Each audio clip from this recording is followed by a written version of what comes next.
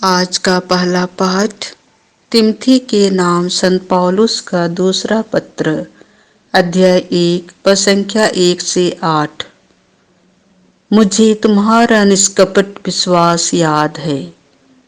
यह पत्र प्रिय पुत्र तिमोथी के नाम उस पौलुस की ओर से है, जिसे ईश्वर ने इस बात का प्रचार करने के लिए यीशु मसीह का प्रेरित चुना है कि उसने हमें जीवन प्रदान करने की जो प्रतिज्ञा की थी वह यीशु में पूरी हो गई है।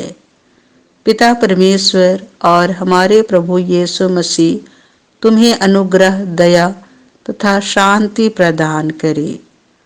मैं अपने पूर्वजों की तरह शुद्ध अंतःकरण से ईश्वर की सेवा करता हूँ और उसे धन्यवाद देता हुआ निरंतर रात दिन तुम्हें अपनी प्रार्थनाओं में याद करता हूँ। जब मुझे तुम्हारे आंसुओं का स्मरण आता है तो तुमसे फिर मिलने की तीव्र अभिलाषा हो जाती है, जिससे मेरा आनंद परिपूर्ण हो जाए। तब मुझे तुम्हारा निष्कपट विश्वास सहज ही याद आता है। वह विश्वास पहले तुम्हारी नानी लोइस तथा तुम्हारी माता यूनिस में विद्यमान था और मुझे निश्चय है अब तुम में भी विद्यमान है।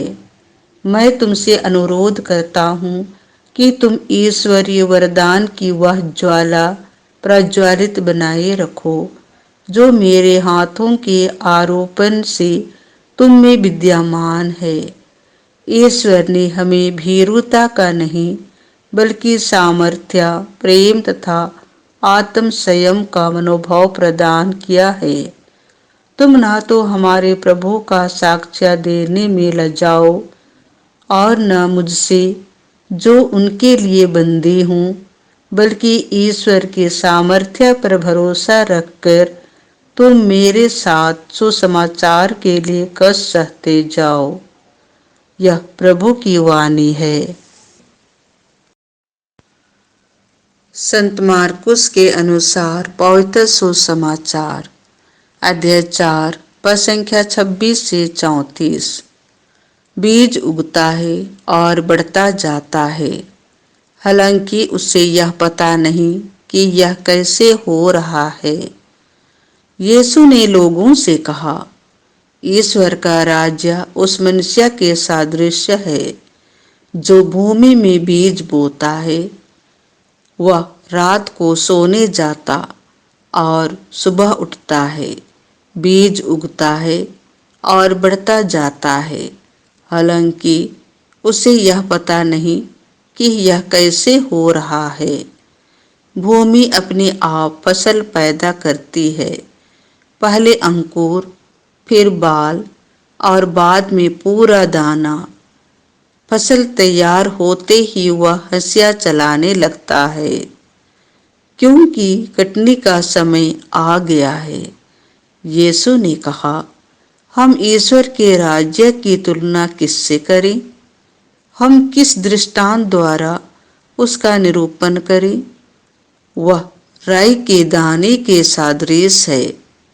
मिट्टी में बोया जाते समय वह दुनिया भर का सबसे छोटा दाना है, परंतु बाद में बढ़ते बढ़ते वह सब पौधों से बड़ा हो जाता है और उसमें इतनी बड़ी बड़ी डालियां निकल आती हैं कि आकाश के पंछी उसकी छाया में बसेरा कर सकते हैं।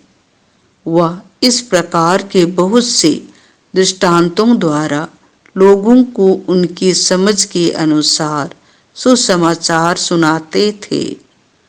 वह बिना दृष्टांत के लोगों से कुछ नहीं कहते थे, लेकिन एकांत में अपने शिष्यों को सब बातें समझाते थे।